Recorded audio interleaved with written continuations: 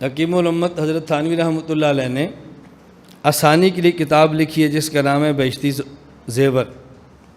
بہشتی زیور ان کی نقل میں غیر مقلدین نے بھی لکھی ہے، ان کی نقل میں اہل بدعت نے بھی لکھی ہے، کتابیں ہر طبقے نے لکھی ہیں، لیکن بنیاد حکیم الامت حضرت تھانوی رحمۃ اللہ علیہ کی بہشتی زیور ہے۔ ایک بات یہاں سمجھیں، بہشتی زیور میں حضرت تھانوی نے مسائل لکھے ہیں لیکن مسائل کے دلائل نہیں لکھے۔ اب غیر مقلد عوام کو دھوکہ یہ دیتے ہیں کہ دیکھو یہ ہمارے مذہب کی کتاب ہے اور اس میں ہر مسئلے کے ساتھ دلیل ہے، اور یہ دیکھو حضرت تھانوی دیوبندیوں کی کتاب بہشتی زیور ہے اور پوری کتاب میں کسی مسئلے پر کوئی دلیل نہیں ہے۔ تو آپ کو کتاب کون سی چاہیے؟ جس کتاب میں مسائل کے ساتھ دلائل بھی ہوں یا جس کتاب میں مسائل و ساتھ دلائل نہ ہوں؟ تو لوگ کہیں گے جی وہ کتاب جس میں دلائل بھی ہو، تو کوئی جی قرآن حدیث کے دلائل والی کتاب لینی ہے تو ہماری ہے، اور اگر دوسری لینی ہے تو پھر دیوبند کی ہے۔ آپ دیکھیں پروپوگنڈا کتنا عجیب ہے، اگر دلائل والی کتاب لینی ہے تو ہماری اور بغیر دلائل کی لینی ہے، تقلید کرنی ہے تو دیوبندیوں کی۔ مجھے ایک آدمی نے یہ بات کی تو میں نے اسے کہا ہم پوری بات کرتے ہیں، یہ ادھوری بات کرتے ہیں۔ ان کو چاہیے تھا بات کرتے لیکن پوری کرتے، وہ یہ کہ حکیم الامت حضرت تھانوی رحمۃ اللہ علیہ نے 3 کتابیں تحریر کروائی ہیں۔ نمبر 1 احکام القرآن، نمبر 2 اعلاء السنن، نمبر 3 بہشتی زیور۔ حضرت تھانوی نے فرمایا بھی ایک کتاب ایسی ہونی چاہیے کہ جس میں ہمارے مسائل ہوں اور ساتھ قرآن کریم کی آیتیں ہوں۔ کتاب لکھی گئی اور نام احکام القرآن ہے اور عربی میں ہے۔ ایک کتاب ایسی ہونی چاہیے کہ جس میں ہمارے مسائل ہوں اور دلائل میں حدیثیں ہوں۔ کتاب لکھی گئی اور نام اعلاء السنن ہے، 21 جلدوں میں۔ اور فرمایا یہ تو علماء کے لیے ہے کہ وہ مسائل بھی دیکھیں دلائل بھی دیکھیں، عام آدمی کے پاس اتنا وقت نہیں ہوتا کہ مسائل اور دلائل دونوں دیکھے، اور اتنی صلاحیت بھی نہیں ہوتی کہ دلائل کو سمجھے، تو ایک کتاب اور لکھ دیتے ہیں کہ جن میں صرف مسائل ہوں اور ساتھ دلائل نہ ہوں، اور کتاب بھی اردو زبان کے اندر ہو تاکہ عام آدمی اس سے استفادہ کرے، اس کا نام ہے بہشتی زیور۔ تو میں نے کہا ان کو یہ بات کہنی چاہیے تھی کہ ہمارے پاس صرف ایک کتاب ہے اور مولانا تھانوی جو میں کتاب دی وہ ایک نہیں بلکہ وہ 3 ہیں۔ تو حضرت تھانوی کا پورا کام پیش نہیں کیا، ایک حصہ پیش کیا اور 2 حصے ہضم کر گئے، اور اس کا نام رکھا جی احقاق حق ہے۔ یہ قرآن کی خدمت ہو رہی ہے، حدیث کی خدمت ہو رہی ہے۔ اگر قرآن کریم اور حدیث کی خدمت ہوتی تو پھر یہ کہنا چاہیے تھا کہ قرآن کریم کے دلائل مسائل کے ساتھ ہوں، احکام القرآن ہے، احادیث کے دلائل مسائل کے ساتھ ہوں، اعلاء السنن ہے، اور ایک کتاب جس میں مسائل اور دلائل نہ ہوں اس کا نام بہشتی زیور ہے۔ بتاؤ حضرت تھانوی رحمۃ اللہ امت پہ کتنا احسان فرمایا ہے۔ تو یہ قابل قدر کام تھا، لیکن پروپوگنڈا کر کے اس کو غلط انداز میں پیش کر دیا۔ میں پھر وہی بات کہتا ہوں کہ ہمارے بیانات سنے نہیں ہوتے، جس کا نتیجہ ہوتا ہے کہ بندہ پھسل جاتا ہے، لیکن جب دلائل اور بیانات سنتے رہیں پھر کبھی بھی آدمی دائیں بائیں نہیں جاتا۔ اب اس پر سوال کیا حکیم الامت حضرت تھانوی نے بہشتی زیور حصہ 2 صفحہ 5 پہ لکھا ہے کہ ہاتھ میں کوئی نجس چیز لگی تھی، اس کو کسی نے زبان سے 3 دفعہ چاٹ لیا تو بھی پاک ہو جائے گا۔ اب یہ کہتے ہیں دیکھو حضرت تھانوی رحمۃ اللہ علیہ بہشتی زیور میں لکھتے ہیں کہ نجاست کو چاٹنا جائز ہے، نجاست کو چاٹنا جائز ہے۔ حضرت تھانوی نے مسئلہ کیا لکھا ہے اور پروپوگنڈا کیا جا رہا ہے؟ ہم نے کہا یہاں بات سمجھنا، 2 مسئلے ہیں۔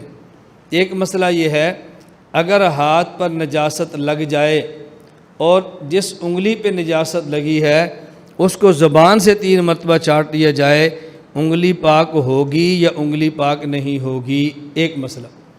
دوسرا مسئلہ، انگلی پر نجاست لگی ہو تو کیا اس نجاست کو زبان سے چاٹنا جائز ہے یا جائز نہیں؟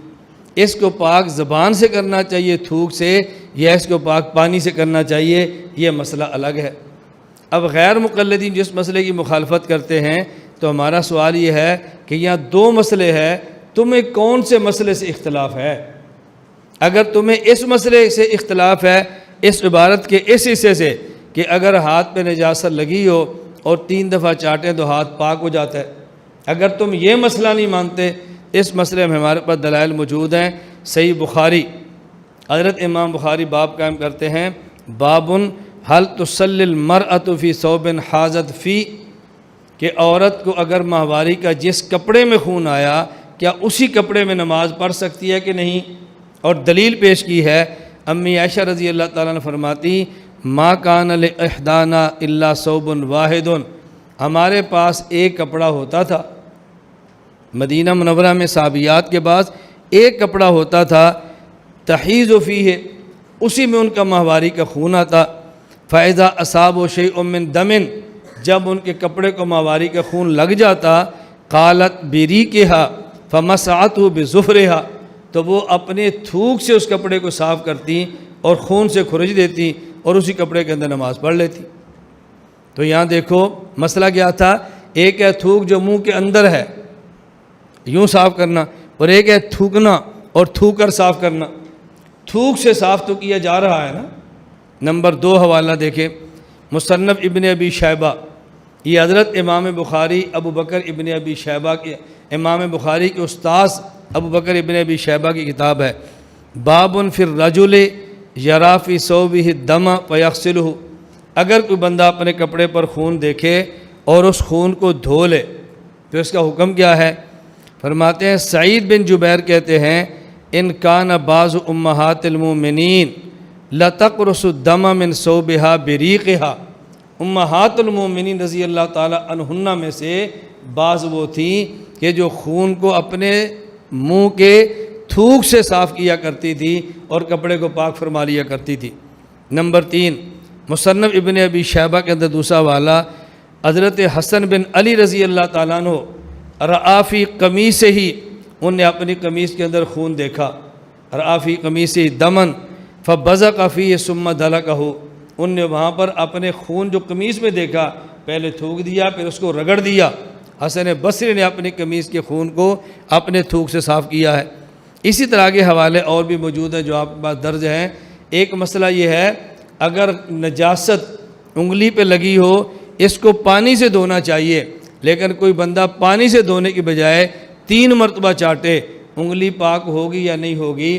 پاک ہونے پہ دلائل ہم نے دیے، آپ کہتے ہیں انگلی کے چاٹنے سے انگلی پاک نہیں ہوگی، تو نہ پھر دلیل اس پہ تم پیش کر دو کہ پاک نہیں ہوگی۔ دوسرا مسئلہ یہ تھا، اگر انگلی چاٹی ہے کیا اس انگلی جس پر نجاست لگی ہے اس نجاست کو چاٹنا یہ جائز ہے یا جائز نہیں ہے؟ یہ مسئلہ الگ ہے۔ حضرت تھانی فرماتے ہیں ہاتھ میں کوئی چیز نجس چیز لگی تھی، اس کو کسی نے زبان سے 3 دفعہ چاٹ لیا تو بھی پاک ہو جائے گا، مگر چاٹنا منع ہے، مگر چاٹنا منع ہے۔ اور ہمارے پاس دلیل موجود ہے کہ نجاست کو چاٹنا منع ہے۔ قرآن کریم میں ہے یا ایھا الذین آمنوا انما الخمر والمیسر والانصاب والازلام رجس من عمل الشیطان فاجتنبوہ، نجاست سے بچنا چاہیے، نجاست کے قریب نہیں جانا چاہیے۔ تو جب نجاست سے بچنا ضروری ہے تو نجاست کو انگلی سے چاٹنا کیسے جائز ہوگا؟ تو حضرت تھانوی یہ نہیں فرماتے کہ جائز ہے، وہ فرماتے ہیں ناجائز ہے، لیکن مسئلہ یہ ہے انگلی صاف ہو جائے گی یا صاف نہیں ہو گئی، یہ مسئلہ بالکل الگ تھلگ ہے۔ یہ مسئلہ پیش ضرورت کیوں آئی لکھنے کی؟ اس کی وجہ دیکھیں، ہمارے یہاں دیہاتوں میں کئی بار ایسا ہوتا ہے کہ عورت کے ہاتھ میں سوئی ہوتی ہے، سوئی میں دھاگا ہوتا ہے، کپڑے کو سی رہی ہوتی ہے اور سوئی انگلی پہ لگے نا خون نکلے، وہ اٹھ کے دوڑ پر دھونے کی بجائے فوراً اپنے خون کو چوستی ہے اور پھینک دیتی ہے۔ اب دیکھو اس نے چوسا، انگلی تو پاک ہو گئی، اب اس کے بعد اس کے منہ میں چونکہ خون تھا تو منہ ناپاک ہو گیا، وہ تھوک کے باہر پھینک دیتی ہے، پھر تھوک تیسری بار پھر پھینکتی ہے، دوسری بار تیسری بار پھر پھینکتی ہے۔ تو جو منہ کے اندر خون نجس تھا ایک بار پھینکا، پھر تھوک دوسری بار پھینکی، پھر تیسری بار پھینکی، تو منہ کے اندر تو نجاست کا نام و نشان ہی نہیں رہ گیا، اب منہ تو ناپاک نہیں ہوگا۔ یہ چونکہ ایسی صورتحال پیدا ہوتی ہے اس لیے حکیم الامت حضرت تھانوی نے مسئلہ لکھ دیا ہے تاکہ پیش آ جائے تو کیا کرنا چاہیے۔ اور میں سمجھانے کے لیے ایک مثال اور دیتا ہوں، دیکھو اب اگر کوئی بندہ آپ سے پوچھے کہ جی مسجد میں کوئی بچہ چلا گیا اور مسجد میں بچے نے پیشاب کر دیا اور پھر اس پیشاب کو دھو دیا گیا تو مسجد پاک ہو گئی، اب اس پر کوئی اعتراض کر دیکھو جی مولانا صاحب کہتے ہیں کہ بچوں کو مسجد میں لاؤ تاکہ وہ پیشاب کریں، بھئی ہم نے یہ کب کہا کہ بچے مسجد میں لاؤ تاکہ پیشاب کرے؟ ہم تو کہتے ہیں اگر کوئی بچہ آ گیا، اس نے پیشاب کر دیا اور مسجد کو دھو دیا، اب بتاؤ مسجد پاک ہوگی یا نہیں ہوگی؟ مسئلہ تو یہ ہے۔ ہم مسئلہ بتاتے ہیں کہ دیکھو، اگر کوئی شخص مسجد میں معتکف تھا اور اعتکاف کے لیے لیٹا، لیکن اس کے پاس بستر اس نے نہیں بچھایا، بغیر بستر کے سو گیا، اور اس بندے کو احتلام ہو گیا جس کی وجہ سے مسجد کی چٹائی گندی ہوگی، اب اس چٹائی کو بعد میں دھو دو، چٹائی پاک ہو جائے گی۔ کوئی بندہ کہ مولانا صاحب کہتے ہیں مسجد میں جب اعتکاف بیٹھو نا تو بستر نہ لایا کرو، بغیر بستر کے سویا کرو۔ کیوں؟ اس لیے احتلام ہو جائے تو دھونے سے چٹائی پاک ہو جاتی ہے، بستر کی ضرورت نہیں ہے۔ بھئی ہم نے کب کہا بستر کی ضرورت نہیں ہے؟ ہم نے تو کہا اگر کسی نے یوں کر دیا تو پھر کیا ہوگا؟ کسی نے کر دیا تو پھر کیا ہوگا؟ یہ بات یاد رکھنا، یہ جو ہماری فقہ ہے، یہ فقہ قانون کی کتاب ہے۔ کیسی کتاب ہے؟ قانون کی کتاب ہے۔ قانون کی کتابوں میں شکیں لکھی جاتی ہیں، اگر یوں ہوا تو یہ سزا، یوں ہوا تو یہ سزا، یوں ہوا تو یہ جرمانہ۔ اس کا معنی یہ نہیں ہوتا کہ یہ کام کرنے ہیں۔ اب ہمارے ہاں ٹریفک کے اصول ہیں، بھئی آپ سگنل توڑو گے تو جرمانہ۔ اب اس کا معنی ہے کہ آپ نے سگنل ضرور توڑنا ہے؟ بھئی وہ تو قانون بتایا ہے، اگر توڑا تو جرمانہ ہوگا، نہیں توڑا تو نہیں ہوگا۔ کوئی بندہ کہے جی بھئی تو نے سگنل کیوں توڑا ہے؟ اس لیے کہ ٹریفک قوانین میں لکھا ہوا ہے کہ جب توڑو گے تو جرمانہ ہوگا۔ دیکھو میں نے توڑا، میں جرمانہ دے دیتا ہوں۔ میں نے تو اسے لکھا کہ قانون کی کتاب میں تھا۔ بھئی قانون کی کتاب میں قانون بنائے جاتے ہیں اور مسئلے لکھ دیے جاتے ہیں، اگر ایسا ہو گیا تو یوں کرنا، اگر ایسا ہو گیا تو یوں کرنا۔ اس کا معنی ترغیب نہیں دی جاتی کہ تم نے یوں ضرور کرنا ہے۔ بس ان کو دھوکہ یہاں سے پیدا ہوا کہ چاہے تھانی فرماتے کہ نہیں تم نے ضرور چاٹنا ہے۔